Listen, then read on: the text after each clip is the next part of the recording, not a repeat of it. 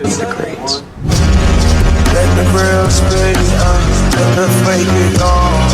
Let the fake on. The fake gone. Keep my ass on. I've been on my. Boom. Hey, yo. Boom. You ready? I love Let's that. do it. Yeah. Talk to me. Yeah. Hell yeah. Going away. We can't be stopped. Fuck yeah. Let's go. Should we bust him out? Yeah. Shall I bust him out? All right, Zach. No way. Let's get it. Congratulations. I'm the definition of half man, half drugs. Pick your ass poison. to clubs. What else? That boy, that's what's rocking That with one. the. There you go. We got the banker for you. Wow, dude. Height Jumpman. You honorably No way. did fucking 500K this year, Mr. 650. First and foremost, ladies and gentlemen, welcome back. Zak Kornfeld, round Yes, 2. sir. We are here. Crazy, Yes, man. sir. Crazy. So, yeah, we had to, congratulate you. Cop you. Let me see. You got a Height Jumpman We as get well. to smoke these here, right? Yeah, for sure, bro. Yeah, bro. Alright, hell Come yeah, on, that's dog. fun. Y'all gonna hear me go. All right, pick your poison. We got the psychedelic, we got the GG blue and orange, and we got the black. It would only make sense to go psychedelic. Psychedelic, you got it. Because life's a trip, you know? It's kind of I your vibe. agree. For sure. Orange, blue, or black? We got to do the. GG blue and orange? Yeah, let me take the orange. I got Let's you. get You it. gotta help me out with these, though. Let's see. Wow. We got you the banker. You know, I just the want big to boy. say thank you for having me back. You know, sir. it's such a pleasure. You know, I love seeing the entrepreneur spirit. You know, coming out of our little area in Enid, Pennsylvania. You know, Yep. so it's super inspiring to see fellow entrepreneurs go after it. Absolutely, brother. That's all love. And speaking of, check the hat out. Look at the hat. Oh yeah, Yeah. Sunny's Sunny's Island, Island. baby. Check it out. And on my side, if you guys could see, we have a Sunny Island sticker on the goddamn GG sign now. So you guys will probably be seeing You that. know what they going say: blue skies, red eyes, Sunny's Island, baby. forward. Yes, sir. Is that the slogan? A little son, I thought of it. Still in the works. All right, hold on. Let me clip her up. Yo, Zach, what's up though, G? How's it going, man? How was your summer? How's everything going, Mr. Fucking 650? You said it here, and you made it happen. Golden Door, baby. Yeah. Surreal.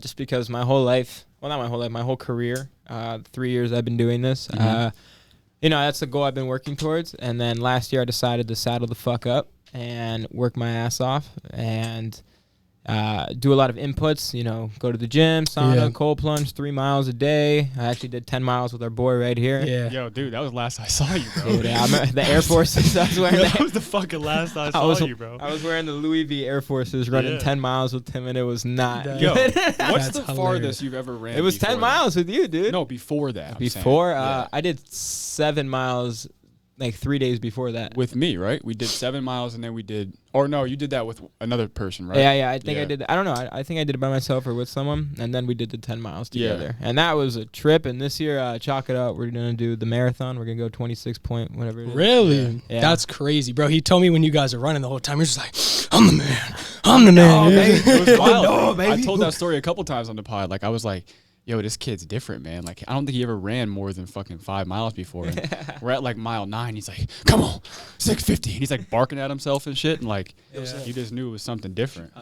Go ahead if you want to clip it in there so you could. Cool. Yo, Zach, I hit, Oh, do you even have it? No, it's over there. remember we were talking on that run? I hit that, I ran a marathon. Talk to me. Talk to me. He And ran a then- marathon. And then afterwards, I did a Spartan Ultra. So I ran 31 miles in the fucking forest no way. in North Carolina. Yeah. Wow. That was pretty bad. In the boonies. Yeah, dude. It was wild. It was called McCormick Farms. It was like 2,000 acres. Listen, And, you shouldn't be running in what was it, Ironman? it was a ultra. No, it was a Spartan. Yeah, if you're not in a place called something farms. Yeah, for sure. That's yeah. where you do it. That's the only place to do it. So fucking yeah, this summer, dude, you beat your goal. You did it. Yeah, You man. manifested it. You brought it into reality. By the way, I don't know how to smoke a cigar.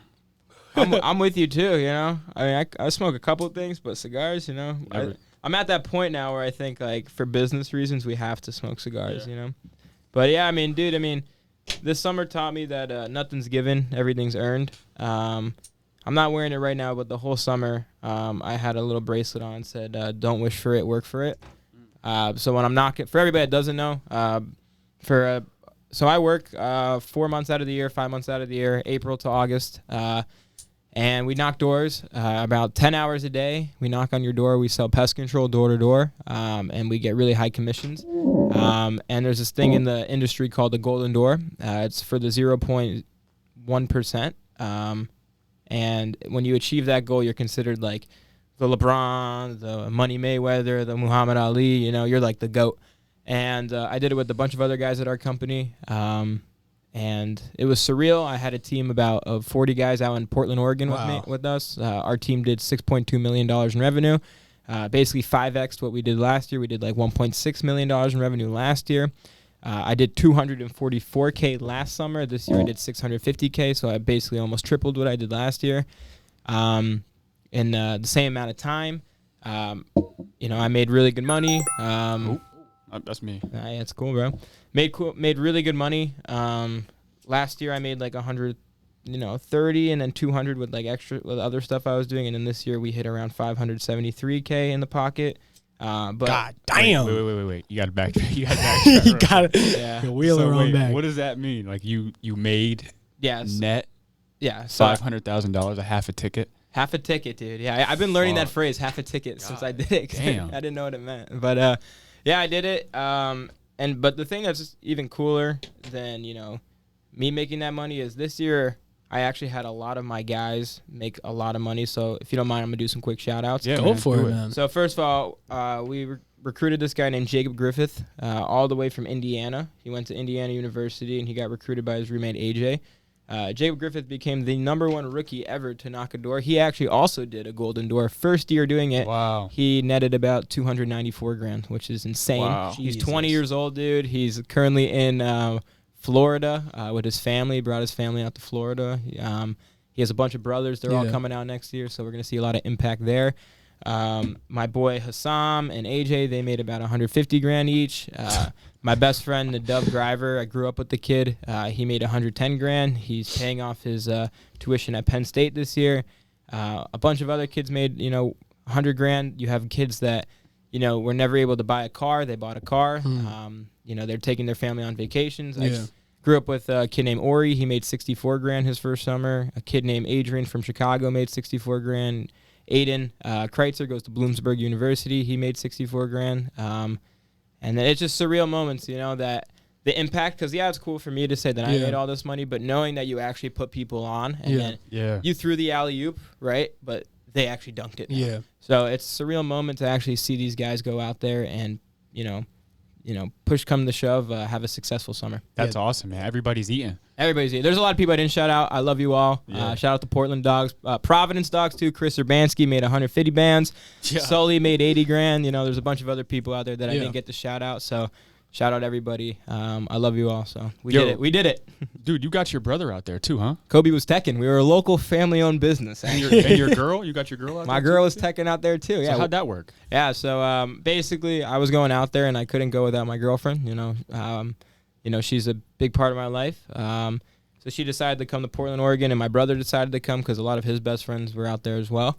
And we would do the actual sales part, and they would actually do the technician spraying part. Oh, so wow. I would do the talking, they would do the spraying. Wow. Yeah. Oh, really? That's interesting because, my understanding of the job, I thought you guys only did the sales. I thought it was third party through different companies that offered the services. So we're subcontractors for it was called Axiom Pest Control in Portland, Oregon. They're the #1 pest control company in the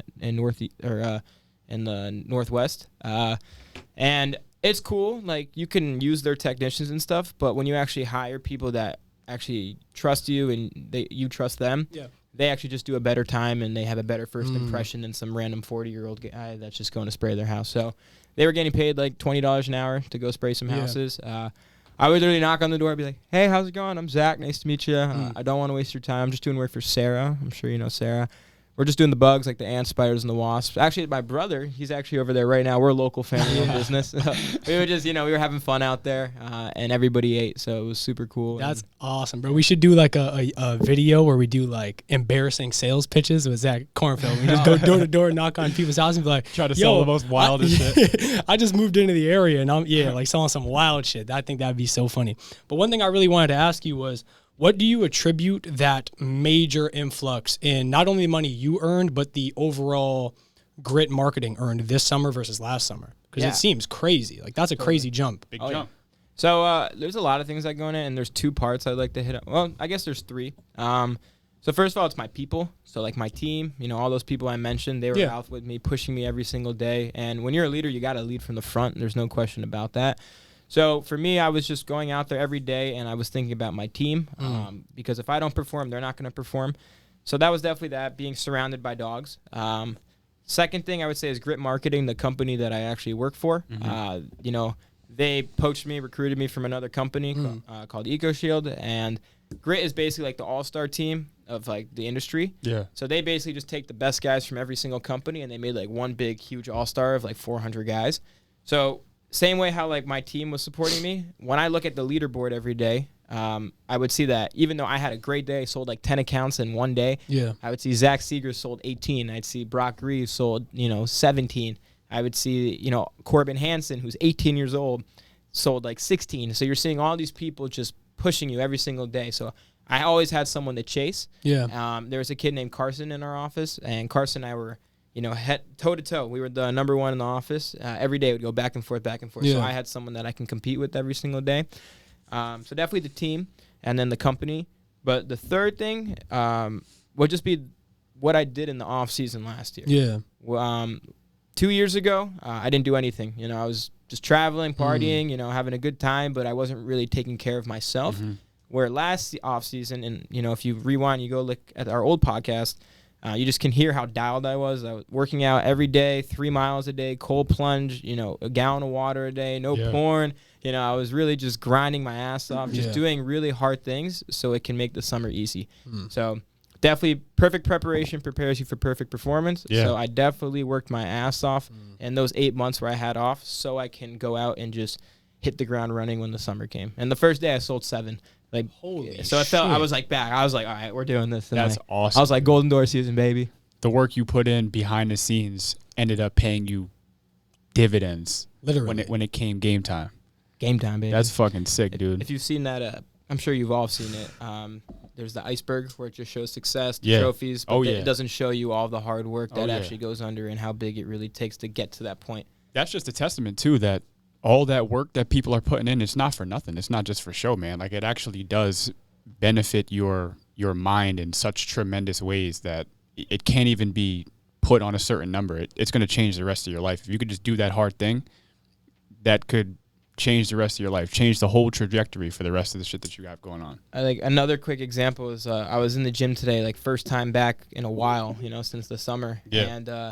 And I went through like my 6 workouts, and then the 7th one came, and I was like, I had that inner bitch starting to Yeah. whisper in my ear. There he It was is. like, you haven't been in the gym Zach, in like 6 weeks come or on, 6 man. months. Yeah, like don't Come on, worry. Zach. Hey, you don't need to do it. Yeah. You made all this money. Yeah. You already did 6 sets. You already had 6 sets. Take it easy, Yeah. But then I caught on, and then I realized, like, no, you have to do this, because if you quit on this, then you're going to quit on everything else Yeah. that you do in life. So I buckled. It's such a small thing, but, I ended up just doing, like, the push-ups till you quit. Yeah. And I was going to walk out right to the sauna, but then I was like, nah, I'm doing it. So What is your relationship like with that concept of the inner bitch, and what was that like throughout your life? When do you believe you may have got the upper hand or conquered the inner bitch? great question. Inner bitch, I didn't really know what it really meant until last year. Obviously, when David Goggins talked about it, and then the company I work for, Grit, really like amplified that. But I would say, the inner bitch has always taken over my entire life. Whether I was a kid in middle school, high school, whether it was wrestling in high school, it always creeped up on me, but I didn't really know what it was. I just thought it was just me. I thought it was Zak Kornfeld, Yes. Like, not saying I was a quitter, but I just said, hey, if I don't want to do it, I don't have to do it. Yeah. And then when I really understood what, the inner bitch was, that's when I realized that I was actually being a pussy. And that's when I decided to double down and work extra hard on the things that I don't want to do. Yeah. Because if you just do a bunch of things that you don't want to do, it's just going to make life easier. Yeah. And you're just going to grow as a human. Absolutely. I don't think the inner bitch is something that you ever actually conquer, though. Mm. I think it's something that you always are fighting with. It's something that's always kind of on your back, and it's a constant reminder that you have to pay your rent every single day. Amen to that. Yeah. Yeah, every day, like today I woke up a little late, and I told myself last night that I was going to wake up earlier. And Yeah. inner bitch took over, so that means that I had to go into the day twice as hard, Yeah. I think guys like Goggins still deal with that shit. Oh yeah. No Every doubt. day, dude. Yeah. You could look at the greats, dude. Conor McGregor, you could look at, Rogan. You could look at, like everybody deals with that inner bitch. doubt. And it's crazy because if you actually look at it, only few people realize what it is. Like Are it's only, conscious I of think it. I think it's only like, and obviously this isn't a real number, but in my opinion, I think only like the 2% really know what the inner bitch is, and I think the 1% is the one that actually like executes on it. Yeah. So what is the inner bitch to you then? I mean, it can vary to anything. It's just it's just me doing something that I don't want to do, even though I know I have to do it. Yeah. And sometimes I don't even have to do it, but I have to do it Yeah. because that's who I am as a human, and I have to do difficult things. How do you manage it now that you're pretty fairly financially free? Because I'd imagine that's an interesting border to cross for most people. Like most people have to conquer the inner bitch to reach that point. They don't really know or have really a lay of the land after that. So what does that look like for you? I mean, you can ask Tom Brady. I mean, he won 1 Super Bowl. Yeah. He could have been satisfied, Yeah. right? You could and not win 6 more chips. You can ask Michael Jordan that. You can ask the greats that do anything in life. Yeah. This is how I describe it. So when you do something great, and this is actually my CEO at the company, John Taylor, he explained this to us.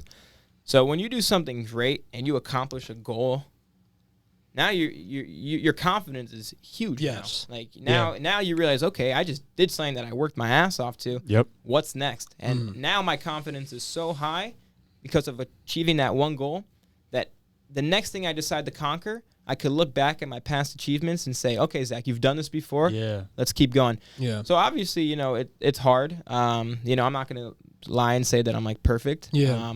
But there are times where I'm like, all right, well, I got to do it again now. Yeah. But I love it, Yeah. So do you plan to go back next year? Oh, hell yeah, dude. And what? So now, because I'm going to have to find this shit for the pod. I got a stamp where you had set your goal prior in the last pod, but like, based off what you were able to achieve this year, what does that look like now for you next year? What's the new goal? Yeah, so I'd say I'm at the point now where I definitely know I'm an elite sales rep and I'm going to go out there and do $650K every year. But where I really want to focus my strengths now are on my team. The same way that I made half a ticket this year, it's like, that'd be so cool if I know like Aiden Kreitzer or, Jacob Griffith or AJ, all of these guys, Blake Mueller, I know all of these guys could do the same thing. So my goal next year is I obviously know I'm going to do the 650K. So that's like 100%. I don't even have to like stress about that. But what I really want to focus now on is just building my team and building a culture that we go out next year. Instead of doing like 6 mil like we did this year, I want to do 15, 20 mil next year. Damn. So whether that's just bringing more people on board or just doubling down on my, top 20% guys and just turning them into Golden Door reps themselves. How much of a hack is that, bro? Because you get to be, you get to have that job, have that career, and you're also developing the skill of sales, which arguably is probably the most important skill to have, right? So you're making $500,000 in a year, and you're becoming elite at the art of the sale. Yeah, man. I mean, I always say, like, let's say I'm like trying to bring someone on board and give them an opportunity to do what I do. I always say this, so I always put money last. So I say there's 3 things you're gonna get out of this job. I don't even like to call it a job because like you work 4 months out of the year and you're working with your best friend, so it's like you're just making money together. But so the 3 things. So I think money is obviously there. The money is really cool. But the thing is, money comes and goes. So like if you buy this cigar, like you just spent like $10 on it, $20, whatever the number is, right? And the money's gone. But the 2 things that you're gonna have with you for the rest of your life is number 1, the skill set of sales. That's going to be with you to the day you die. I don't care what you're doing. If you have a business, if you're helping, it doesn't matter what you're doing. Sales is always going to be in your life. So the skill set. But then the most important one is the networking. Because look, you're surrounded by a bunch of 18 to 27-year-olds making 6 figs and higher, So, and they're all like-minded individuals that want to succeed. So now when you're putting yourself in that group of people, there's no way you can't succeed because all we're talking about is just money moves, just getting better, traveling, experiences like that. So like, for example, about like the networking. So the CEO of the company, is good friends with this guy. His name's Jason Harris. He has a fund called Jason Harrison Fund, which is syndication funds, like 1031 exchanges.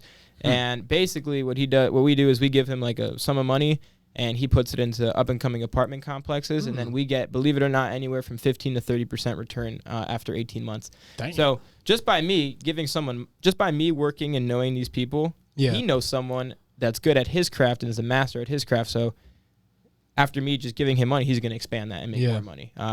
Whether it's that or, for example, we just had a trip in Lake Powell, Utah. It was an elite sellers trip.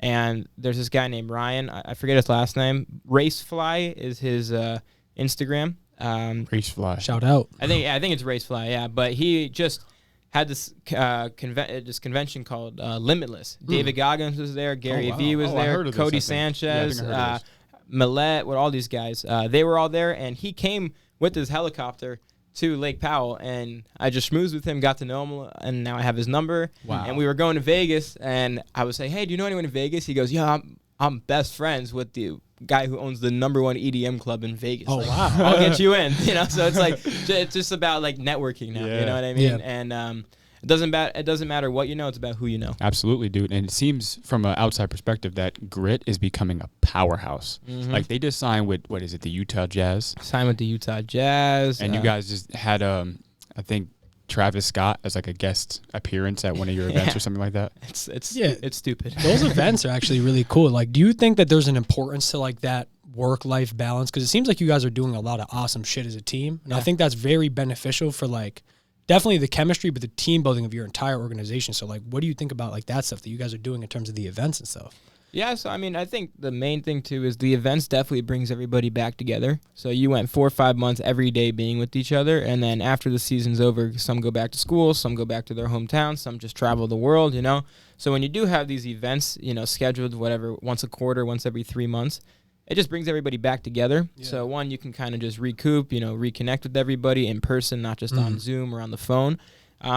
But then, dude, it just goes to show, like, you know, we're ballers, and we do baller shit. You know what I mean? Yeah, that's Yeah, bro. So, like, yeah, like, I think that we deserve to have Travis Scott there. Absolutely. You know, I think we deserve to have, like, David Goggins speaking to us because we grinded our asses off so we can have, you know, these experiences. So I want to walk it back a little bit. I want to go back to, like, say April 2023 is, like, roughly when you started, correct? Yeah, April 3rd. So what does it look like when you arrive? And you were in Portland, Oregon, right? Oh, yeah. So what does it look like when you show up at the goddamn dock, Portland, Oregon? What does it look like? Like, what is your, I guess, game plan when you first make it there? Yeah, so it's funny because we stayed in this place called Gresham, Oregon, and we call it what happens in Gresham at 2 a.m. stays in Gresham at 2 a.m. Like, literally, you would tell people, they'd be like, oh, where are you from? When you're on their door, you'd be like, Gresham. And they'd be like, oh. What, is that not valid? Gresham's not valid? Gresham is just a hood as fuck. Oh, really? Like a lot of, like, Oregon's already really known for homelessness, and then, like, Gresham is just, like, the pinnacle of that. Yeah. But, so, yeah, we pull up. I drive there with my girlfriend, you know, cross-country road. We went to Yellowstone before there. It was super cool seeing the buffaloes and all of that. And in my head, before I get there, I'm like, all right, Zach, this is your last time, you know, like, traveling, you know, being, like, in a sense free until you hit your goal. Like, you're going to be a slave to your goal until you hit your goal. Yeah. So we get there. We get to the extended stay hotel, Stay in America, extended stay Gresham. Shitter of a place. Literally homeless people outside of our hotels. You know, my girlfriend's already a little nervous, you know, whatever. But whatever, you know, you do what you got to do. So we stay there, you know, we unpack, and then we go to the office. Shout out Axiom, the most dialed pest control company ever. They have a beautiful office for us. And then from there, you just start. You know, it was a Monday we started, I think April 3rd.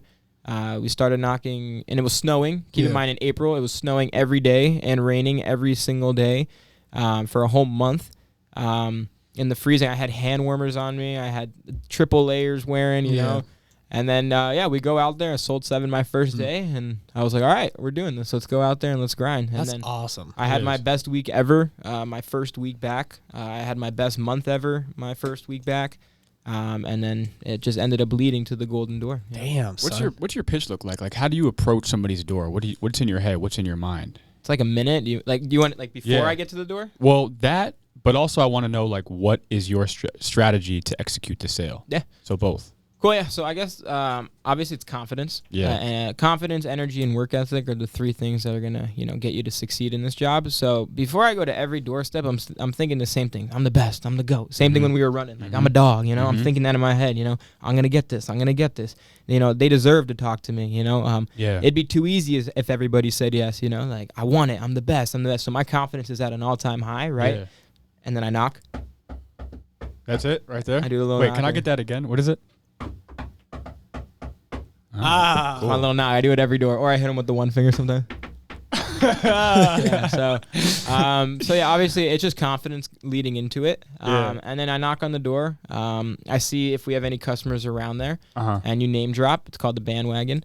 So I knock on the door and like open up the door. Yep. Hey, how are you? Hey man, how you doing? I'm good. How are you? Good. I'm Zach. Nice to meet you. Nice to meet you. What's going on? What do I you like need? the go-getter shirt, man. I appreciate it. It's my podcast right here. Really? Yes, sir. Yes, sir. Do you have like a card or something I can get? I don't on me right now. Yeah. No. Like before I leave, can you please get me one? Yeah, That'd be I'll make huge. sure I got. Yeah, Cool. yeah, for sure. I'm Zach. Anyways, nice to meet you. Nice to meet you. Don't want to waste your time. I'm just doing work for Kevin. I'm sure you know Kevin. Right? Oh yeah, Cool. that's my cousin actually. Is he really? Yeah, yeah. Did he tell you I was coming by? Love Kevin. Nah. You know, they never do. I'm always like, can you tell your neighbors we're coming by? Yeah. But it's nothing crazy. We're just helping them out. We do the ants, spiders, wasps. I'm sure you know how it gets out here. Oh, yeah. Super crazy. But we had an opening on our route when I'm done with Kevin. And then since our trucks are already out here, whoever we could squeeze in, we're doing everything for like a super big discount. Okay, I'll leave cool. you a bid. If you like it, great. If you don't, no big deal. Yeah. And then you just get in the pricing from there. Yeah.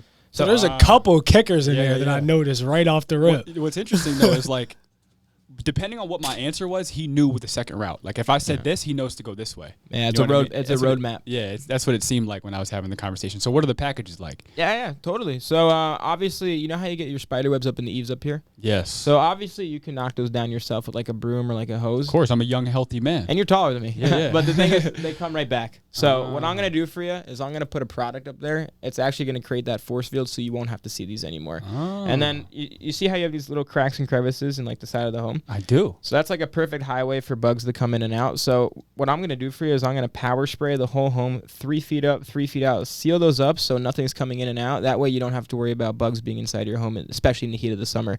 And at the end of the day, do you know where all the bugs come from? I don't. The lawn. So, Oh. and do you have any pets, kids, anything? I like do that? have a dog. Cool. So kids. obviously we treat for the fleas and ticks. We don't want your dog getting like Lyme disease or anything like that. Right. So I'm going to spread a product all across the home. It seeps a foot deep in, flushes out all the bugs so you won't have to see them anymore. And then the cool thing is we're a local family-owned business. So if you do ever see anything in between treatments, you just call me. You let me know. We'll come out for free. We'll take care of it.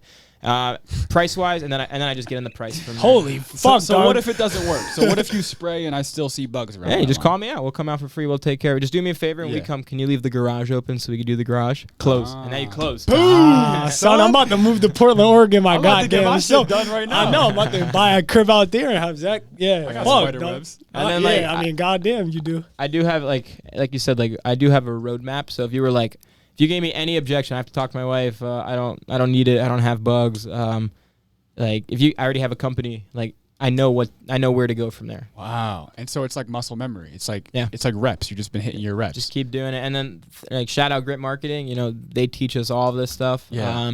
The reason why I differentiate myself from like the average guy is I'm just very personable on the doors. Yeah. My whole life, my dad told me sell yourself before you sell the product. Right. So first thing I did is I gave you knuckles. I complimented you. You know, Yeah. I actually I could get like LASIK, whatever it's called, surgery for my eyes. But I wear glasses on the door, so if someone comes out wearing glasses, I can compliment their glasses. Oh my Like that's like it's just like small little things that I do to be very personal. That differentiates me from the other guy that's knocking on their door. Yeah. You know, so you have to be different in everything in life. So my niche is I'm just very personable, complimentary, Yeah. and just very respectful and nice. Yeah. So what are the different packages that you guys offer? Yeah, dude. So I guess so. Like if I'll do pricing for you real quick. So anyway, after I did like the whole warranty yeah. thing, so yeah, so price wise is like super straightforward. We do the same thing for everybody. We come out for a period of 18 months. We come out every other month to make sure the bugs don't come back. So Okay. I'm sure that makes sense. Yeah. Where we do get expensive right now is on that first one. Normally that's $400. Per month? So just on the first one, right? Okay. And then we're gonna come out every other month for you just for the $179. So Okay. super affordable. And like I said, if you do ever see anything, just call us. We'll come out for free. We'll take Okay. care of it. But here's the cool thing: Kevin already paid for all of this product to be in the back of my truck today. So I'm just gonna upgrade you, and I'm gonna take $200 off that first one, and I'm just gonna do it for $200 today. Anchor. Anchor high, Yeah. always anchor high. Good thing you know that, Yeah, dude. yeah. That's good. Yeah, Yeah. You anchor high. That's what we say. We call it anchoring high. Yeah. And then basically we're just gonna come out every other month for the $179. Just do me a favor when we come. Can you leave the gate unlocked so we could do the backyard? Boom. There's And then give me like an objection. Yeah. Give me an objection. Well, no, you know what? Actually, man, you know what? My wife makes the decisions around she does here. all that kind of stuff. I have to. Cool. I'm gonna have to talk to her. She's Totally. at work right Would you now. say she likes bugs? No. I never met a wife that likes the bug. So here's the thing. What was your name again? My name is Darrian. Okay, Darren. So I have a girlfriend too, and I've been doing this for a while. Typically, the other half, they want to know 3 things: if it works, if it's safe, and more importantly, if you're getting it for a good deal. Mm-hmm. You're definitely getting all of that with us. But I'll tell you this, just because I'm already out here and I'm doing work for the whole neighborhood, I want to get you on that group rate. Yeah. I'll throw in the inside for free. Would you guys want us to do the inside or just the outside? Boom, close. Boom. What's the hardest, like, have you ever had experiences where people were really, really, like, not with it? Yeah, dude. Yeah. So, you know what? Nah, man. You know, I've done lawn care my whole life. I know how this game works. So you're do-it-yourselfer? Yeah. But you like to support local, right? Well, yeah. I mean, I never met a guy out here that doesn't like to support local. Especially in Portland, Oregon. And here's the thing. We live in a rainforest, you know, in Portland. Yeah. You can obviously do it yourself, but the thing is Kevin was doing that himself, or doing it himself as well. But with how much it rains out here, it was just washing off. And the product is residual. It doesn't really get to the source. So my product's actually going to get in the lawn, flush everything out. That way you won't have to see them anymore. Do me a favor, though. When we come, can you leave the garage open so we could do the garage? And so what is that point? It's like, do me a favor and do this. And it's like. It's called an assignment close. So you give them an assignment. Interesting. That is very interesting. Something I'm like kind of curious on. It's a bit off topic. So you guys obviously only go down and sell for 4 months of the year. When you guys are selling for these 4 months, does this entire clientele, like, does that stretch over the year until you guys come back? So you sign them up for either a 12-month program or an 18 months. So once they decide they're in contract, so if they do decide to cancel, it's a $200 cancellation fee. But most people, they don't cancel because the product works and it actually benefits them. Axiom takes care of all the. Axiom is the GOAT. Yeah. Like the GOAT. I've worked for 3 other pest control companies, like, well, 2, Ego Shield and Aptiv, and Axiom is by far like the best out of all of them. I wonder why Grit decided that pest control was the market. Yeah, I honestly, I don't have the answer to it. That's interesting. It is funny because when I'm like, even though I made like, you know, a lot of money this year, it's when I go to like a social event and everybody's going around. Like I was just in New York City like yesterday. Yeah. Everybody, you're going around and everybody's like, oh, what do you do for work? They're like, oh, I'm in investment finance. I'm in a banker, you know, right? Yeah. And then they're like, what do you do? And I'm like, I do pest control. And like, yeah, like it sounds funky, but hey, money talks, you know what I mean? Money talks, man. So what are your plans? You know, summer's off. I see you've been traveling all over the place. Yeah. What do you got going on? So, I mean, I have been traveling a lot. I like to have like a honeymoon stage before the summer's over. So, like last year I was in Israel for a month. This year, right when the summer ended, we went to Utah, Austin, Texas, New York City, South Carolina, Tulum, Mexico, Las Vegas, Lake Powell, Arizona, New York City again, Philadelphia, and a couple other places. But basically, I'm in my like honeymoon stage right now. But now I'm back for a month. Just gonna get in my grind again. Yeah. You know, like Good it comes man. to a point, like, and I feel like you guys can relate. You know, being entrepreneurs and hungry individuals, that after like you have to work. You know, Yes. like it comes to a point where it's like you get anxious and nervous when you're not working. Mm-hmm. So I actually had like a long conversation with my girlfriend about it, like literally 2 nights ago. How I was saying like I need to get back. I need to get back in the gym. I need to be doing the sauna. I need to be doing the cold plunge. I need to do the interviews. I need to work on the clothing brand. Like I need to do something to keep me going. Oh yeah. So yeah, basically a lot of traveling, and now I'm just gonna get back into the routine. Rinse and repeat, and do it again. You know. How do you stay sharp in sales, taking like 8 months off of doing it? It's a great question. I never practiced the pitch once last year, Really? like in the off season. Like I never like looked in the mirror and like practiced it. It was mainly like I know I could do it. Yeah. It was mainly just doing the hard things in the off season, like the runs, the working out, the cold plunges, and all of that. Yeah, I mean, I guess like it's all mentality. So in this job, it's 90% mental, 10% physical. So as long as you're just doing hard things, literally just pitching someone, not knocking on the door becomes easy. So I just jumped right back in the saddle. But there's some people it takes them time to get right back into it. You know, it takes them about a week or two. Like I had a good friend of mine, Jackson Curtis. It took him like 2 weeks to really get back in the groove, and then once he got back into it, it was no stopping him from there. You ever have a hard time with like stuttering or forgetting what to say or like just blanking out while you're on a door? I would definitely. I stutter all the time, you know, and I think stuttering's a good thing because it's like it shows you're a real person. You're not some robot on their doorstep. Right. So yeah, I definitely stutter. I never really forget because when I'm on the door, I'm like super dialed. Like I don't touch my phone once for the 8-9 hours that I'm knocking. You know, I don't take any breaks. I don't go to the bathroom. I'm just in laser eye focused like when I'm out there. So I'm just there. I'm the sign up guy. I'm there to sign people up. You know. I really appreciate what you said last time we were on the podcast, and it was staying at a 7. Oh yeah, That's always one thing. always stay to 7. One thing I took from that was like, just stay at a 7, man. It's not a 10. You don't have to be at a 10, but don't let yourself get to a 4. Yeah. Just be cool. Stay at a 7. And we've been Even if talking you about fuck up. we've been talking about that a bunch. What does that mean to you? Because when he brought it up that you said that, I completely forgot that you had mentioned that, and I went back, I watched some of the pod, and yeah, what does that mean use to it. you? I think really quick. I use it for like moments of anxiety. So I'll feel anxious at times, and I'll feel uncertain and experience self-doubt and whatever. And it's just like it pops in my head. Stay at a 7, dude. Just stay cool, stay calm, get through this, keep moving. Yeah, keep moving, stay cool. It may sound like a copy and paste, but you know, KISS, keep it super simple. You know, you never want to be too excited where you're at a 10, where you're like, I rule the world. You know, and you never want to get too low on yourself where you're at a 0 and you're like depressed and you're sad. So no matter what happens in life, you always just want to stay at that median at a 7. I sold 16 in one day this summer. I came back to the apartments, everybody was lit for me, and I was the same if I sold 5. I was the same if I sold 6. I had a day this summer where I only sold 2. Everybody came, when I came home, everybody was like, oh, what happened today? I was like, hey, stay at a 7, new day tomorrow. Yeah. And that just keeps you at a fine median, and that just, ultimately, it just makes sure that you're never getting too high and getting too low. Because life's all about highs and lows, but if you could just find that right median, then you'll cruise right through it. Yeah, man. I love that shit. And I've been rocking with that ever since the last time we were together. Like, I'm happy that helped. I don't know who originally said it, but shout them out, you know. So what does your downtime look like during the 4 months that you're in Portland? So like when you're not selling, what are you doing during your personal time? Great question. So basically, so we do work 6. So the way I describe the summer, like if anyone, I had a couple people after last podcast hit me up about it, which is funny. That's awesome. Yeah. So I had, so basically it's grind. The way I describe it, if like someone's like interested in coming out, I always say like, listen, like make sure you really want to do this because you're putting 12 months of work in the 4 months of work essentially. So the way it works, the schedule is you wake up, so you get to actually sleep in, which is pretty good. I don't work out at all during the summer. I'm like super focused on like what I have to do, and I think sleep is super important during the summer. So I sleep a good 8 hours every night. Nice. So meeting is at 10 a.m. It's about 20 minutes away from the apartments. We get there. Normally the meeting's about an hour and a half. So now it's like 12 o'clock, and then we knock doors from 1 o'clock till 9 o'clock. So honestly, when I come home after knocking, it's just fucking zonk time. I would say so, but it's more.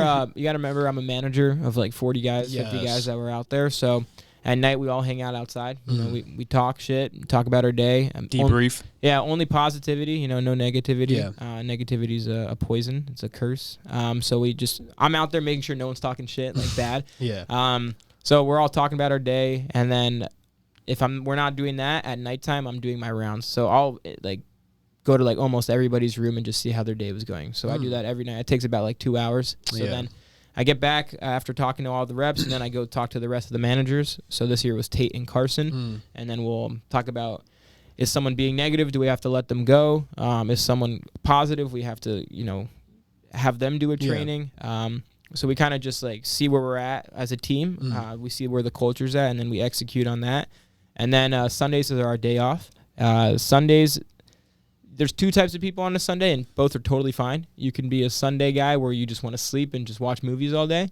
And then there's guys like me who I like to be really active. I like to feel alive on that Sunday because you are a robot for those 4 months. Yeah. So we went cliff jumping. We played a lot of basketball, saunas. We went whitewater rafting. We were in Oregon, Portland, Oregon. Awesome. That's the nature capital. So we just took advantage. Keep Portland weird. Keep Portland weird, baby. Is it weird there? Hella weird. How is it weird? Hella I feel like weird. you fit in pretty well, though. I think people always ask me, like, how'd you kill it? I was like, Portland's weird and I'm weird. Yeah. I was like, how is it weird, though? I heard there's a race there, like a bicycle race, where people do it completely naked. Completely naked, yeah. I sadly didn't get to witness that. Sadly didn't get to witness it. I think I was working, but I did hear about it. Weird is such a weird concept. It depends how you describe weird, but they're just outdoor goofy people that just like to fuck around. Yeah, fuck around. Let's go partake. Yeah, we should go to Portland, Oregon. That'd be sick. Check it out. It's a little, but just don't go to down. Like, if you do go for the nature. Don't go for the city. Yeah, how crazy is it? I hear Portland's a fucking wild place. Yeah, so my boss John Taylor, he comes to visit, and he takes us all out to Ruth's Chris, right? And I'll find the pictures. I'll show you guys after this. But we go to Ruth's Chris. and we're having our meal. We're enjoying ourselves. John Taylor puts his bag, like a couple feet away from our table, with $1,000 in cash of it, his MacBook, passports, tickets, everything you could name. Oh, no. And we're just eating dinner, and we're taking our group picture. He goes to grab something out of his bag, and he can't find his bag. Yep. And we're in Ruth's Chris, and if you don't know what Ruth's Chris is, it's like the really high-end restaurant where like meals are normally like $400 to $500. Yeah. And then the manager comes up. He goes, "Oh, was that your bag?" And then he goes, "Yeah." And he goes, "Well, we saw a homeless lady come in and grabs it." Oh, And then John Taylor is like a real alpha human. He just got so like literally he snapped and just switched gears, got so pissed off. But luckily he had a tracker on his MacBook. So my friend Carson, who's like a really big guy, he's like, "Carson, we're going." And then they just tracked the homeless guy down. And my here God. I am with my boy Tate. We're in the car. We're like, we're following Carson's location, trying to find them. Like we're just going through red lights, just trying to find this homeless person. They're about to lead you back to the hive, son. Yeah, but the hive. I don't even want to know what happens in there, dude. A lot of sex and needles. I'm assuming. Oh my God. More than that. Something I'm super interested in is like, as a young man, how do you plan on managing these finances going forward? Yeah. So, really good question. So I actually let me pull it out real quick and I'll explain to you. You mind passing that? Yeah. Yeah, because that's extremely interesting. It's to super me, important. man. I mean, our industry is known for making all this money while you're young, but having nothing to show when you're like 40. And the grit is trying to be a different stigma. Like they're trying to break that stigma, I guess you could say. Generational wealth. Yeah, so I'll tell you right now what I'm doing. You got a property. We know that, right? I don't know if we talked about that last time, but you bought a 6-unit. Oh, yeah. You guys pull up. We're almost done with them. Well, Bro, fuck not yeah. really. We still got ways to go, but. That's awesome. Okay, so I call it budgeting. Ready? Here we go. So this is how it works. So in our industry, you don't get all the money up front. You get paid out through February. So basically, September through December, I'm going to get at the end of every month $61,000 in one paycheck. So automatically, $50,000 of that is going to Danny, who I do the 6-unit apartment complexes with. 1031 guy, right? Yep. That's my guy. Yeah. Well, not the 1031 guy. That's my 6-unit in. I see. On Pier Street. Is that for that $50K? Is that for renovations or is that how's that? Renovations. Okay. Well, not all of his renovations, but Danny basically upfronted the $600,000, and I'm slowly paying him back. Basically. So shout out Danny. He's changed my life. Shout out Danny. Intro us to Danny. Maybe we get him on the pod if he's interested. Danny's good. Vietnamese motherfucker. Oh yeah. Yeah, may need a translator, but he's awesome. Very stern guy. Then after that $50,000 is taken out, I have $11,000 left over. So automatically I take $1,000 out for insurance and car payment and all that. So now I have $10,000 left over. Then I take $7,000 out for Sunny's Island expenses and stuff. Yeah, wow, man. Yeah. And then I'm left over with $3,300, and that goes towards traveling and just enjoying myself. Nice. So I'm going to be doing that from September till December, and then January and February, you get all the rest of your money you're owed. So I'm going to get $110,000 in each paycheck in January and February.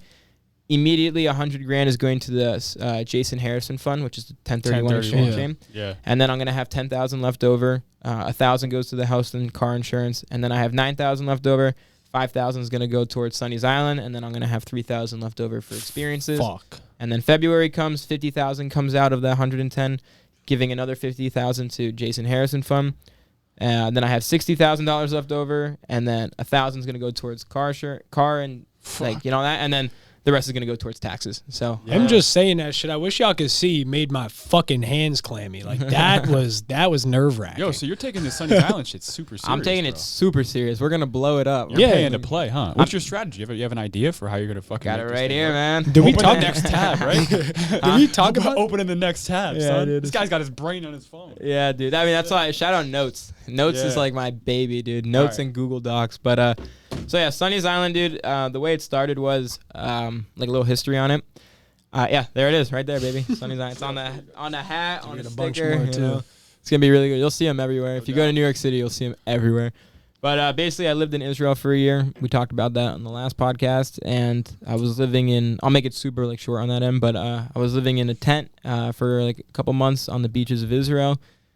Super crazy experience, and I remember just looking. I was actually smoking a joint, and I was looking at. I saw this beautiful view of the sun hitting the water, like a late night in Israel, and I just thought to myself, I was like, "It's a sunny island." I swear something clicked, and I was like, "Ooh, I like that."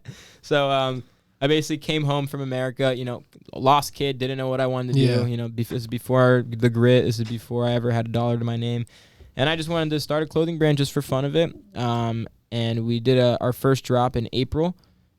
Just made 100 hoodies, sold out 100 hoodies. And then I started knocking my first year. Literally, like, the drop happened, and then, like, 2 weeks later, I started knocking. So I had to put this on hold because, I had, like, to actually go and make money. And then I always knew I was going to bring it back, but I was waiting until, the right time. Yeah. And now it's the right time. So the business plan, what are we doing? So I'm making 10,000 stickers with, let me just find it real quick. 10,000 stickers with this QR code. Yep. And Sunny's Island. And we're going to I already hired 10 of my buddies that I work with. And we're all going to fly out to New York City. And we're literally we divvied up New York City into 5 different pods. And we're just going to sticker bomb the fuck out of New York City with those QR codes. So 10,000 stickers, and then I'm going to do that in Chicago, and I'm going to keep going city to city. So, like, big cities. Yeah, big cities. Just put it everywhere because it's going to be a guerrilla marketing strategy. But, it's just brand awareness, and I just want people to see that and be like, didn't I just see that there? And, like, didn't I just see that? Yeah. And then they're going to be like, all right, I'll QR code. And then it just takes you right to our website. And then you could buy a hoodie or, sweatshirt, whatever. So is anything available yet? Not currently, Nothing's available yet. I'm waiting. I'm just giving it, like, 2 more weeks. So I have, like, I have a connection in China, and she manufactures everything. Nice. So it was just their Chinese New Year, so it's taking a little bit slow. Okay. Dude, let us know when you fucking have some shit available. Oh, yeah, it's going to be sick. I'm super, and I like, as you could tell, baggy clothes. So it's only larges and XLs. So really? Only just because, like, the reason I started the clothing brand was to wear. Yeah. Like, it was to wear what I want to wear. And you'll never see me wearing a small or medium. So I want it to be catered towards what I like. That's unique. I've never heard any style of, like, branding for clothes like that. Yeah, it's really weird, but, I like it, so that's why we're doing it. That's awesome, man. Yeah, that's so cool. Fucking cool. Yeah. So, do you have any, like, mock-up designs of anything you're interested in? Like, do you have...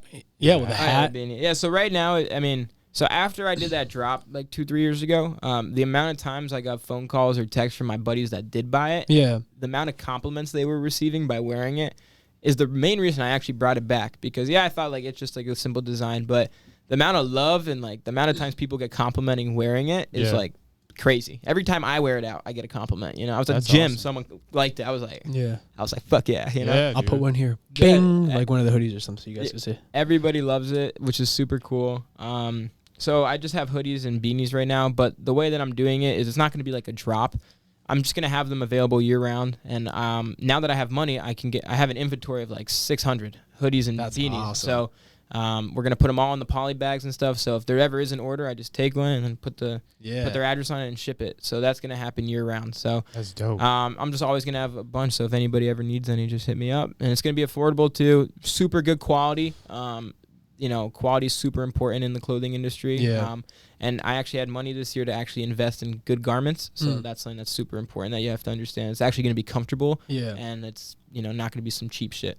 That's fucking awesome. So this is like your passion project. This is what like you're really in it for, it seems like. Oh yeah, I'm doing all of this so I can do my real passion project, which is buy an island called Sunny's Island. And my god. And then host raves there. Like, yo, some crazy EDM concert. Yeah, I think it's gonna be on my birthday every year. This may be when I'm 40, 50, whatever, but we are gonna do it. It could be like the contemporary all white party. Yeah, but it's fucking Zak Sunny's Kornfeld. Island party. Sunny's Island party. It's gonna be sick. Yeah, that'd be dope. It's gonna be really cool, and we're just gonna blow that shit up. So that's like the real thing. So it's like people always ask me like, how long do you doing the pest control thing for? It's like I'm gonna keep doing it until I can, my side hustles, make more than that, so I can actually chase my dreams. Yeah. And first of all, I love knocking. Like it's awesome. You meet a lot of cool people. You have so much impact on a bunch of young people. Your friends, like they're like my brothers now, my family, the guys I went out there with this summer.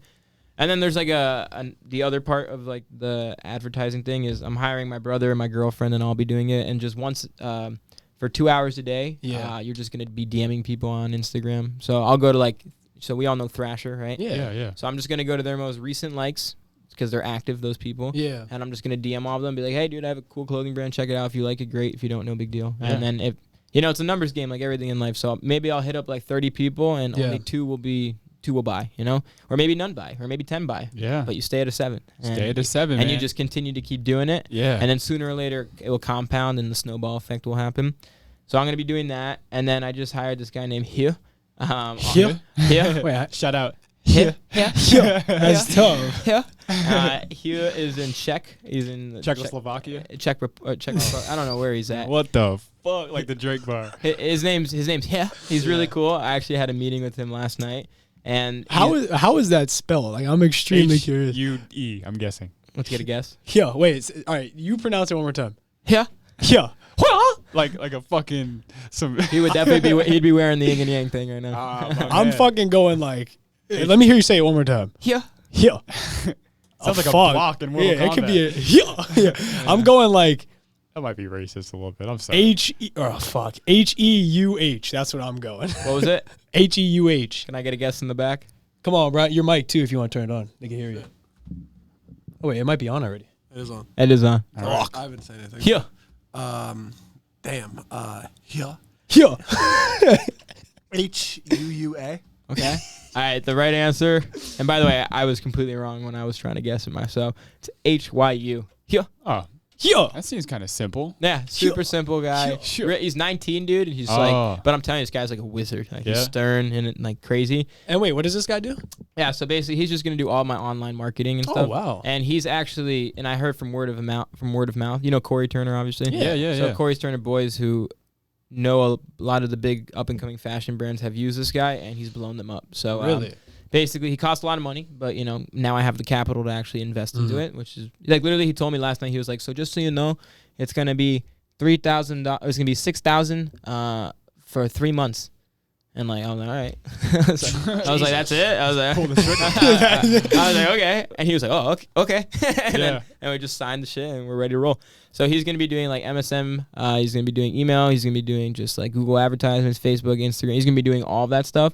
And it's guaranteed or get your money back. So this guy's like the real deal. Wow. Like he knows what he's doing. So I'm gonna be doing all of that. And then the one thing I haven't figured out yet, but I'm gonna figure out, is how to reach out to stylists so I can get these to like influencers. A lot of people think, LeBron wore that. How did you reach out to LeBron? It's like they didn't reach out to LeBron. They reached out to someone who knows LeBron, who probably knows their stylist, and then gave it to the stylist, and then gave it to LeBron. So I'm gonna find like when NBA players or like NFL players, they walk and they go to like the locker room before a game. Yeah. I'm gonna find their stylist, give it to them, and then just advertise off that. You know who was really good at doing that was JJ when he had his clothing brand. Yeah. That was like one of his like marketing strategies was like hook me up with what? absolutely. He's really good with websites too. He makes really good websites.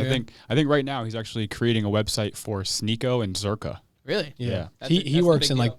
like PR. He's pretty crazy with everything he does. But back when he had a clothing brand, I know that was something him and his partner would do a lot. Is like they would, I don't know exactly how they did it, but how I always imagined it was like they would reach out to a lot of like smaller to medium to even bigger time people, and they would just DM them and be like, yo, like we would love to give you a free piece, like no money, you don't even gotta do nothing with it, just like fucking if you like it, rock it. That's You know all what you. I mean? That's all you got to do, and all you need is one person, and then it could blow up from there. I used to, like, before I had any money, I would hit up a bunch of TikTokers and stuff, but I didn't have the funds to actually send them free hoodies. Yeah. So I'm just gonna run that back, And I mean, if you look at these TikTok, I don't have TikTok personally, but when I asked my girlfriend to show me, like, they get like 10,000 views a thing, and like that's 10,000 people seeing your art. So, and if you find 20 more people to do that, and like some will vary from 10,000 to 100,000 to 1,000,000, and then maybe some will blow up, and you already have their PO box, and you just keep sending them shit. Yeah. And you basically just become their stylist in a sense. There's some value into this for the people who are listening. Like, this shit doesn't just happen by luck. Like, No. there's a fucking plan set in place, and then there's the execution that takes place that makes it all happen. Yeah. You need a business plan, Yeah. Everybody, I mean, listen, I haven't blown this up yet, but I will. But I know that it's not going to happen with me sitting on my ass and doing nothing. Just knowing you, I know that you'll blow this shit It's up. weird how convinced I am. Like, I'm pretty sure that shit's gonna be like big time. It's going to be a household name. Yeah. It will be. Yeah. It's going to be really cool.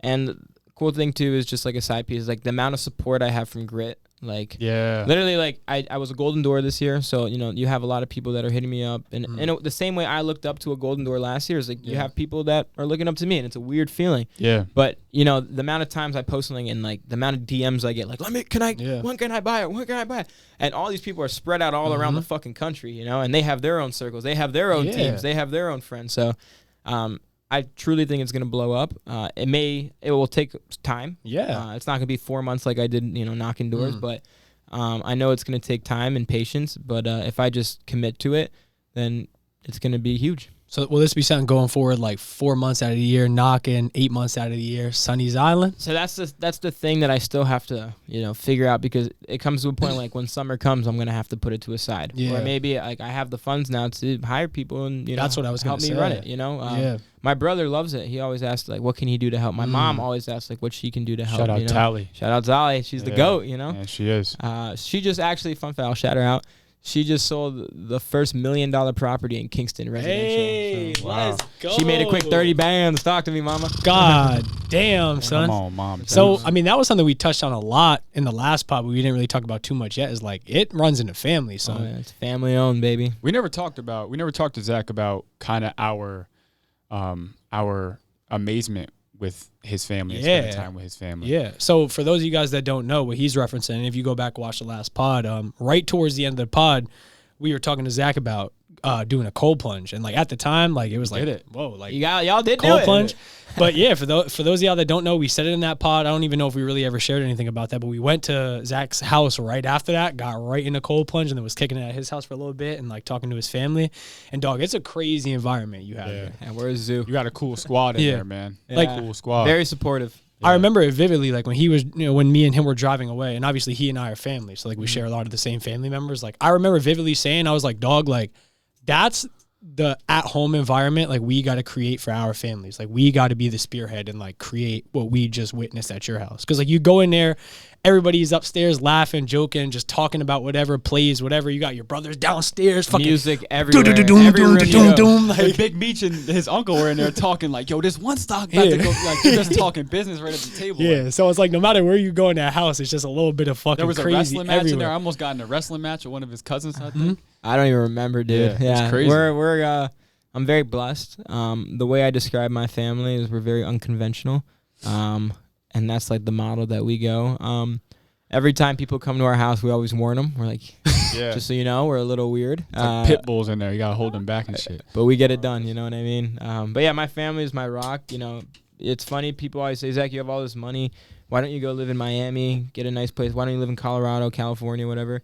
And it's just because I love my family, you know. I love being around them. So that's why when I'm not traveling, I stay at my house. I stay in the basement, man, you know. Do you think there's a different type of mindset that comes with moving to all those other places? Because something I always tell people, like I've heard people tell me that like they were moving to like Miami or like these crazy places. And do you think like in a way living in a place like Miami can kind of take your mind off like what living here, I don't know like how to really word that, but like I feel like living here, the vision for me is way more clear. Like when I'm on the road and like especially in these crazy places, it's a lot harder for me to like think with a clear head. That's why I kind of like being at home. Yeah, I mean, I 100% agree. I mean, coming from someone that travels a fuck ton, when I come home, I just get back to my roots, and it just gets me focused again, you know. And I just want to, in a sense, just grind. Yeah, I mean, it depends. Are you saying moving there or traveling there? Like, do you think like if you say lived a year in Miami versus living a year where we live now, like which year do you think would be more productive?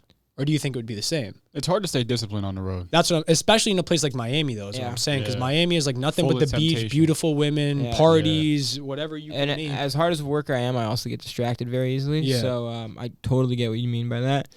I guess it depends on who you are as a person. If you're going to Miami by yourself, like as in like you don't know anybody, it will be difficult to start. But if you have like a group of people out there that you know that you can meet up with for lunch or go hang out with, then I think that will definitely benefit you.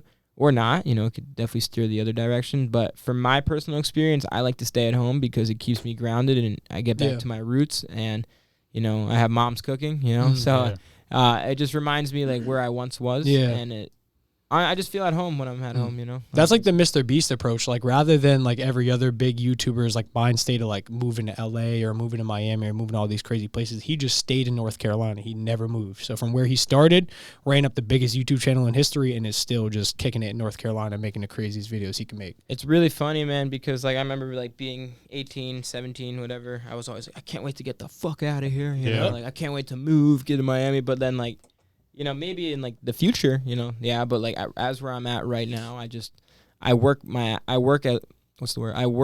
my hardest when I'm at home. Mm. Or Utah. Well, Utah is like where all of grit's at. So like whenever I go to Utah, it's basically free. I just The pay for my flight. You know, I always have a place to stay. I always have food when I go, and I'm always surrounded by people like me that are motivated. And actually have the same goals, same industry, and stuff like that. So. What goes down in Utah? Because I'd imagine you're not knocking down there. Yeah, no, it's HQ. It's HQ. I mean, that's where everybody lives. So I'm considered an out-of-stater. Where basically means like I'm just an out-of-state guy that works in the company. Majority of the guys, I'd say 80% of the company is based in Utah, and that's where everybody is. You know, Would you get a property in Utah? Like, I'm thinking about it for next year. Really? Because with the amount of times I go to Utah, the amount of my reps that want to move to Utah to be in that space, everybody that moves to Utah always like triples what they do the year before because you're just surrounded by that. So a lot of people want to move out. Like Chris Urbanski, he moved out there and then he went from making 55 grand to 150 grand. So like a lot of those people, they just soak up the energy and they just execute on it. So I do want to buy a place in Utah. 100%. Interesting. Something that I was also extremely curious about. It's extremely off topic. I kind of need you to explain it to me because I don't even necessarily know how to word it. But what was going on with that thing? I believe you did it in Mexico. It was some kind of ritual that you did. The Temazcal. What was that? Yeah, Yeah. Can you explain that? Okay, yeah. So it's still hard for me to explain, but it was definitely really crazy. So it was completely off the whim. Apparently, you're supposed to prepare for it, but like 2 hours before, we were like, yeah, fuck it, let's go. So I met this really cool guy named Miles. So anyways, I go to Mexico. I'm with my girlfriend. It was her birthday, so we went to Tulum, Mexico, and we didn't know this, but it's known for being a really spiritual place. So we go. We're traveling. We're having a good time, and we go to a breathing exercise thing, and then you get an ice bath after. And that was like something we found on like Airbnb or like just activities to do while we were out there. So we go, we do it, and then I meet this really cool guy named Miles. He's like 27, I think, and he's a sales guy too, makes a bunch of money. And we were just talking, having a good time, and then he was like, "So what do you do?" And I told him I do door to door, and he goes, "No way!" And I'm like, "Why?" And he goes, "All of my best friends do door to door Cutco, and that's why I'm in Mexico right now because they just built this retreat center." And it's supposed to be for like weddings, catering events, all that. And I had just invested into the property. And I was like, no way. I was like, can I come meet them? He's like, hell yeah. So we go down to this property. I'll show you guys after it. It's fucking beautiful. And they're actually looking for their second wave of investors right now. So if I do have any money left over, I'm going to give them 50 grand. Wow. Just to do it. But anyways, so I'm with Miles. We're hanging out, having a good time. And we went to this beautiful, cafe on the water with hammocks in the water and stuff, like water temperature, like 80 degrees all the time. And then he gets a call from his buddy. He's like, hey, we're doing a Temazcal. And he's like, oh, I've heard of it, but I've never done it. And he's like, yeah, just pull up. So we get there to this Temazcal. It was like a 30-minute drive in the jungle.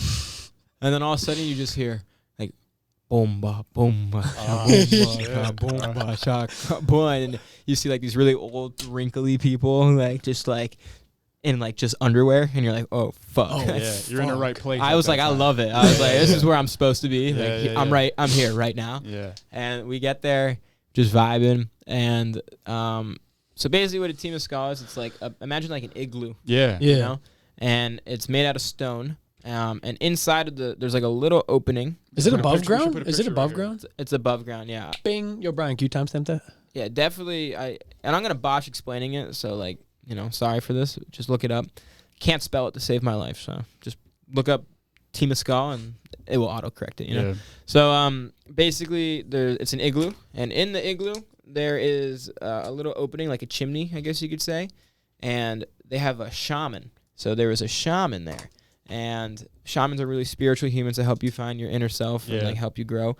Spiritual And guide, right? It's a guide, yeah, it's a guide. So we're in there, and it's a 2-hour sauna experience where it progressively gets hotter and hotter every like 15 minutes. Oh my god! But like, and they have to like what temperature? Do you know? I have no idea. It was fucking hot though, dude. It's hot as fuck. Like all I know is was. I went in the sauna like 4 days after when I came home. Yeah. And the sauna was like nothing compared. Whoa. Yeah, it was like super easy, the sauna.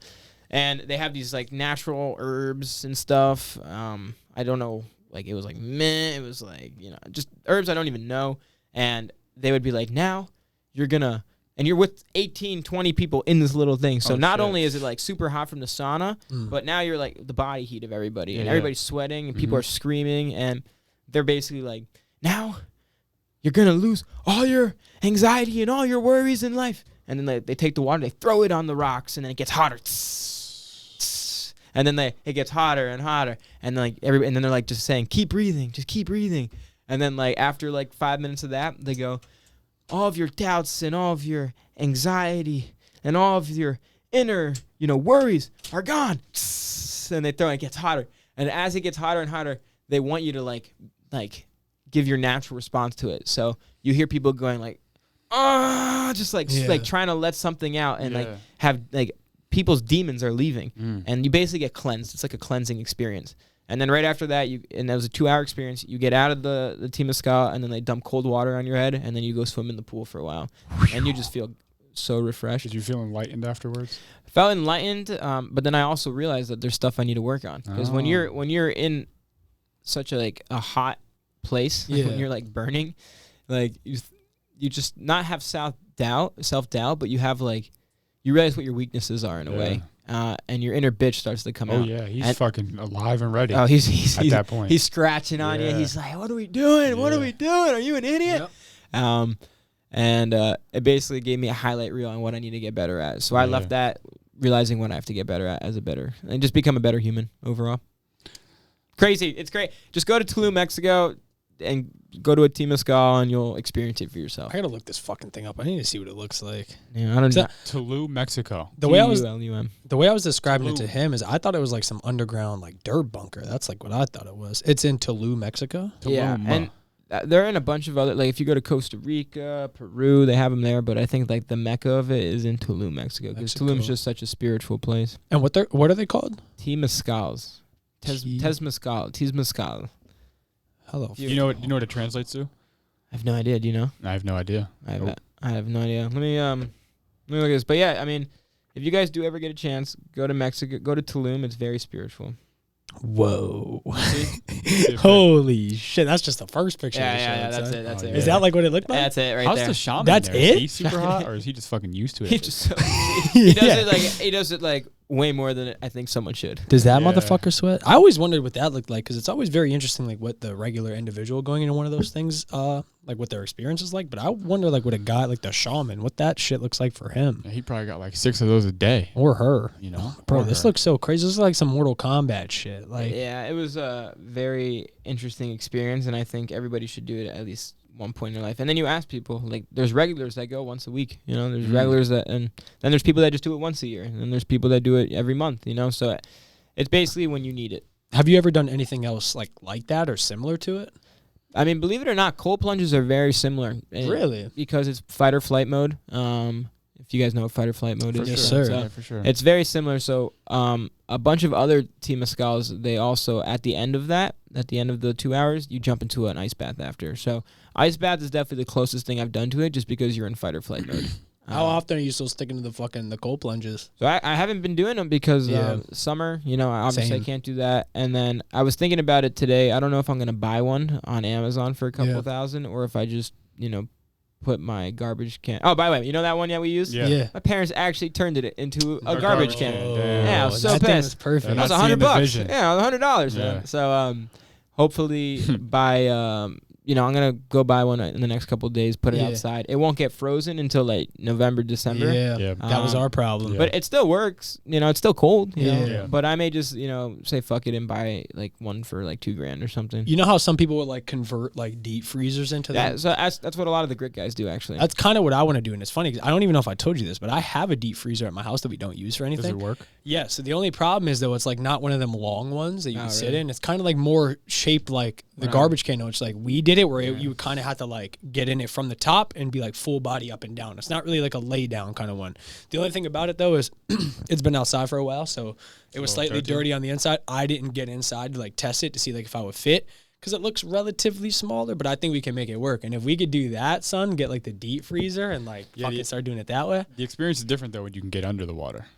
Oh, Yeah, because I have a tub out there, but you can't get. y'all under couldn't it. fit because y'all big as fuck. Yeah. Me being I got under 5'6", I got in. I always get in that little. Yeah. At fucking first, I dove in, not even knowing what to expect, because it was my first time, and I believe I put my head under the first time. Yeah, definitely at your house I put my head under, but every time after that I struggled getting my neck past that, I never really wanted to put my head in. That shit sucked. So you're supposed to put your head in there for the first like 5 seconds, and actually it helps you stay warm when you put your whole body in there. And then when you get out, you should do it 5 seconds before you get out. But my question is, did you guys stick to it? Yeah, we did for a while. If you saw the videos, we were posting it on Snapchat like every other week or every other day. Yeah, we were doing Really? it. Yeah, I have a cold plunge outside. Really? Yeah, Yeah, it's but- dope. I had a lot of people after I kept posting it religiously. A lot of people started doing it, which is It's like really a cool to trend. think the impact that you can have on someone just by like posting something on social media. Yeah. It's crazy because you did that, and it's funny. We had a night where like we invited a bunch of our friends over. I think like we made a dinner. We Inner hung bitches. out. Or the- Yeah. No bitches. So No inner bitches. Brian No was bitches. there. Our friend Oh, Jake inner was there. bitches. Inner you're talking bitches. about. Oh, yeah. Bro, we got Xavier hell yeah, folding. His Xavier little might brother have 15 folded. well, he was probably like 14 at the time. My Yeah. 14-year-old brother was doing it. Brian got in there with us. My friend Jake, my friend Otis. Who else? I feel like there was more people there. Brian folded a few times. Yeah, Brian folded quite a few times. Brian, speak on that. What's going on? Brian folded a few times. We're talking about the first time. I definitely didn't bitch that. No. I was the first No, one. you've done it. You We're did talking it a few about him times. getting in though. Like, yo, we're all doing it. Brian, you want to get in there? He's upstairs. Like, nah, Nah, most definitely. Not. I'll come home from work. Yo, you get in with us? Like, fuck no. I'm like prepared throughout the day. It's like, Hey, come in? Nah. dude, I always say the no one wants to do it. Trust me. Like, you think we want to fucking do it? No way. But I always say, dude, the hardest part is the first is the 20 seconds before you go in. Yes. It's just that man. it's like the mental preparation before you jump in, and then you're like, oh fuck, Yup. and then you get in there, fight or flight kicks in, and then after like a minute, you're like, all right, you know. Yo, dude, we were doing it at like 7 a.m., 6 a.m. No, the one day it was literally like 5:30, 6 Yeah, a.m. we did it before work one day, and Let's go. We're live, baby. yo, dude, it was 6 a.m., 5:30, 6 a.m., whatever. And I'm outside in this cold plunge, and like they didn't want to come out with me. They were just timing me from the kitchen and shit. Because it was 'Cause it was snowing. super It was cold like outside. fucking snowing outside. And so it's just my dog out there and me. And some guy walks past the street, and he's like, "Yo, what the fuck?" It's like you're in there 5:30 in the morning. I'm in cold water. Yeah. Did you guys do it in the morning? yeah, We did it in the morning and at night. You did That was twice just- a day? No, No. not twice a day. We usually did it at night, but there was Yeah. a moment in time where we were doing it in the morning. So that's something that I'm working on this off season is that I always did it at nighttime, and you're supposed to do it in the morning. First thing when you wake First up. thing when you wake up. So my inner bitch last year was like, oh, we're gonna do it, you know. Yeah. We'll do it at night. We're still Get to gonna do it, but like now I have to like convince my brain to do it every morning, like, Yeah. right when I wake up. Yeah, that makes sense too. Because if you did it before you went to bed, you'd probably like shock yourself awake, and it'd be harder to fall asleep, maybe. Or like it Probably. boosts your energy after I'd you do it. imagine. Like it makes you super Did- like focused and dialed. Did you guys notice that after you did it, like the cold wasn't as cold, like when you go outside? I noticed that I remember you saying that. Yes, I mean, I more or less noticed that with the sauna because I do the sauna a lot more. So I noticed, and I couldn't tell if it was that or just like losing weight, but like after like going into the sauna very consecutively, a couple times a week, I didn't like sweat as much as I used to. Okay. So like that, I definitely noticed it with the sauna. Not so much the cold plunge though, but we didn't do the cold plunge as frequently though. Yeah, true. And it was like during the winter, so it was very. I don't know. Our fucking cold plunge experience was fairly crazy. Psychedelic. Yeah. Yeah, man, it's crazy. Yo, I don't know if we talked about it last time we did a pod, but you helped to build a school in Ecuador. Is that right? Oh hell yeah. Yeah, that was fucking awesome. Yeah, we're going to the DR this year, Dominican Republic. Really? Do the same thing. We're So actually really? November 13th through the 16th, I think. So, what did you think about South America? We're going to Colombia in December. Y'all going to Colombia? Yeah. Oh, definitely, dude. I can ask one of my buddies. I'll give you his number. Miles, the guy I met in Tulum. He actually went from, Tulum to Colombia to go visit his buddy. Oh, really? So I can give you some. There's actually a guy you could do a podcast with. There's this guy apparently who's like 24 years old, is already retired. Like Really? Yeah. So you could probably talk to him. So, our plan in Colombia, we're going to go there on the 10th of December, and then Kevin and I are going to stay in Bogota for 2 days, Nice. and Is then it my the 10th? I thought it was like. I thought it was It's a good location, good spot. I think it's the 10th or the 12th, something Okay. like that. And then my friend Matt is going to stay in Panama City for those 2 days, and then we're going to link up in Bogota with no plan and try to find our way to Medellin. And that's where our flight's going to leave from, Yes. Medellin, like So we 10, have to 7 be- to 10 days later. I Yeah. think, You have to something make it. Gotta Yeah, make it. gotta make it. By any means. Yep. And we have like, 14 days to do so? 12 Yeah, days? I would definitely hit up Argentina. You think? Or Brazil. How close are all those Don't go to places? Venezuela, just Venezuela, for like political really? reasons.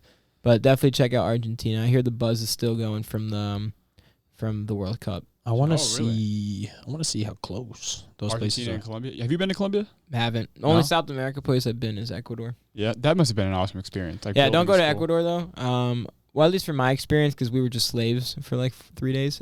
Yeah. But we were in the middle of the country too. We weren't staying on the coast, so we didn't see any like beautiful beaches or Oh anything. wow. Apparently, the people that we were doing the work for and the service work for are like the natives, the same way how we have Native Americans Yeah. here. It's like they're the natives of Ecuador. So Really? they look very different to like what the people on the coast look like. I remember seeing the pictures. You guys were like hanging out with these kids. They were playing soccer barefoot. Like, it was like the Swinging real them deal. around and You shit. were- I put I'm sure you saw the videos, but I put a filter on their faces. Oh, yeah. And it was the funniest fucking shit ever, Yeah. dude. Like these kids were like, ah! Like Yeah. the first time you put a filter on your face, Yeah. like, but imagine doing that to someone, you Do know? they speak any English? No, not really. Oh, The man. kids at least they don't.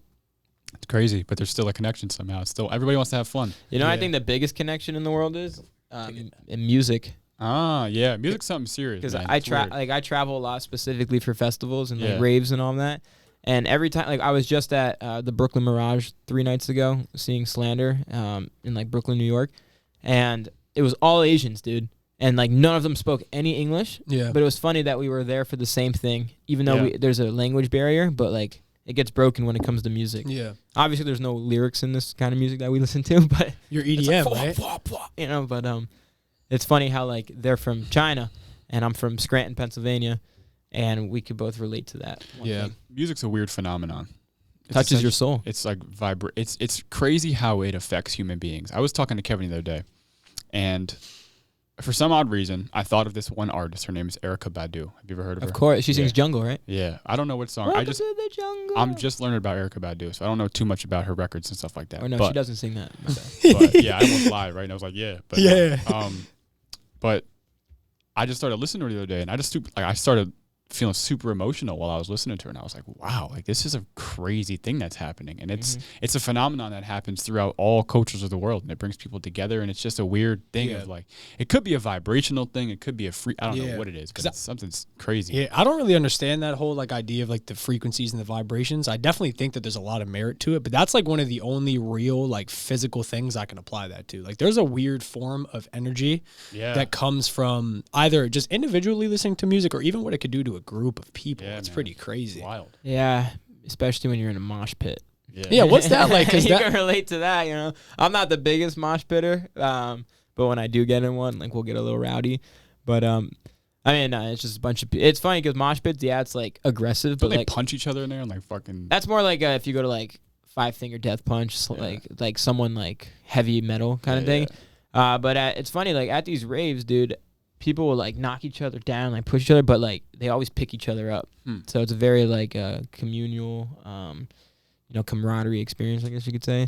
But yeah, I think music is super important, whether it's rap, whether it's R&B. I think R&B recently has been touching my soul recently. Like I don't know why R&B, but I think it's just beautiful knowing there's like a girl there who's just like pouring it out on the microphone, you know? Yeah. I love my rave music, more dubstep. I do get around with house though.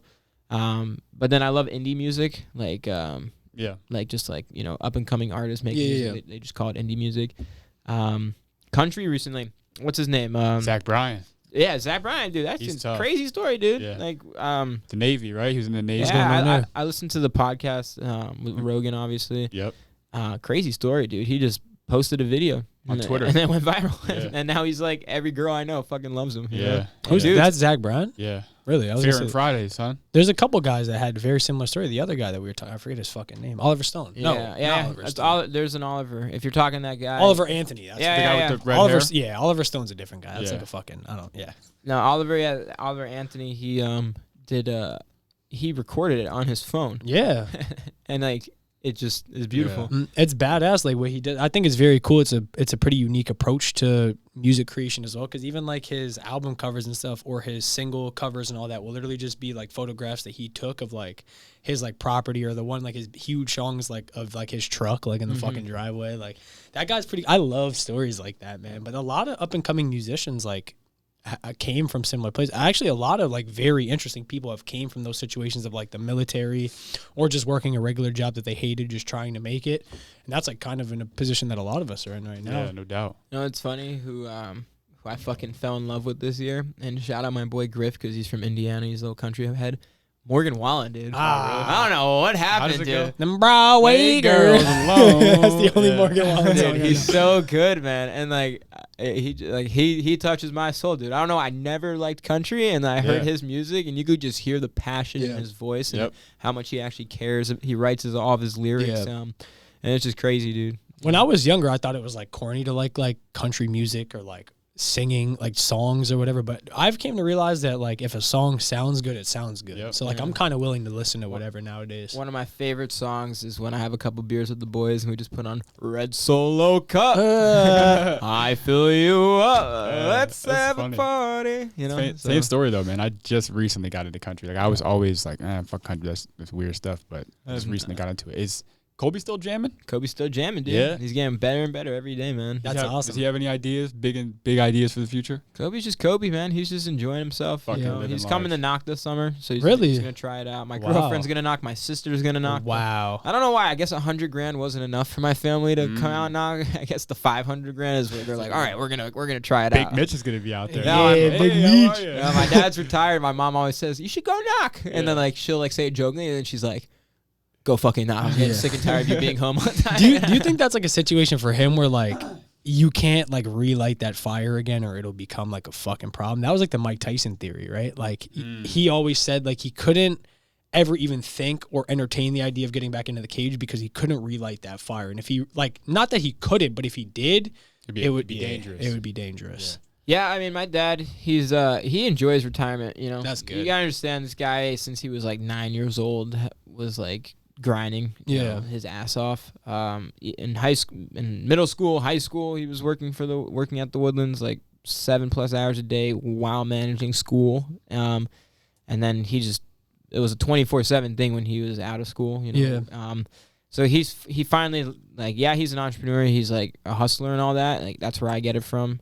But he is currently in the mindset where he's just enjoying retirement. That's awesome. Because you typically hear the complete opposite. Like most people I know that retire, like they fucking end up hating it in like a month and they end up going back to do something. Yeah. I mean, I think I have my Uncle Rick. He retired from the Woodlands and then now he owns the cab driving service. Oh man. And he had wine. He had a wine for a little bit. Yeah. But yeah, I think my dad, he does have plans. But I just think he's in no rush. I mean, why rush it? You know, he actually just turned 59 like a couple days ago. Yeah. So, you know, he always says, I got a good 15 years left in me. So he says, I got a lot of time to figure it out, you know. There comes a time where you just want to enjoy living. Yeah. Right? And it's not so much about just fucking go. Yeah. Grind. Like I imagine that's probably a stage of life that as young men we can't really understand quite yet. Yeah, we can't just because my dad always says, I think I may have said this on the other podcast, but he goes, my flight is landing, and your flight is just taking off. Yeah. So that's like some wise Mitch Kornfeld advice right there, you know. But yeah, I mean, he's just living life right now. He has this apartments he's gonna work on soon. He wants to start like he even just told me today. I forget what it is, but like some sort of marketing company, or whatever. But he's got that dog in him. Yeah, the brain's he's got that still dog in shining. him, but he's also a boomer, and he doesn't know how to use his phone for life. So he'll figure it out, though. We always figure it out. You know, we're slow learners, but we end up learning. You know? Yeah. So while you're here, do you have any other like big things going on? You got any other big plans while you're back home? Got to go for a run. Got to go for a run. I'm out of shape, but me too. I haven't ran in a while, man. I'm ready to run it up. Dude. Yeah, let's do the same one, 10 miles. Yeah, that's kind of where I was leading with that. Is like we gotta get back in that fucking cold plunge because I've been putting it off. Well, yeah, I think this podcast may have just sparked something in me to just go buy one, you know, and just buy $2,000 cold plunge. I'll be able to use it until the summer starts. But nothing crazy. Reconnect with some homies I haven't seen in a while. You know, obviously, as much as I've been talking about Sunny's Island and how I want to grow it, I still have to focus on, like, the grit right now. Yeah. And I'm still 100% focused on that, so I'm just going to make sure my team is, you know, building. I'm going to make sure my team is getting better, being better humans. I just have to keep that relationship strong with all my guys because, like I said, they're my family, and I can't let anything slip through the cracks. Can't let them become bitches. You know, some people, after they make money, you know, whether even if it's $50,000, $80,000, whatever the number, $100,000, whatever the number is, they take it as an excuse to, okay, I made $80,000 this past 4 months, so I'm just gonna jerk off and play video games for the next 8 months. So I have to make sure that people stay on their grind and just make sure that they're laser focused, because perfect preparation prepares you for perfect performance. So if you're being a bum for the whole 8 months, you're not going to hit the ground running when the summer comes. So I have to make sure that they're on their grind, so when the summer does come, they hit the ground running. Fucking well said, man.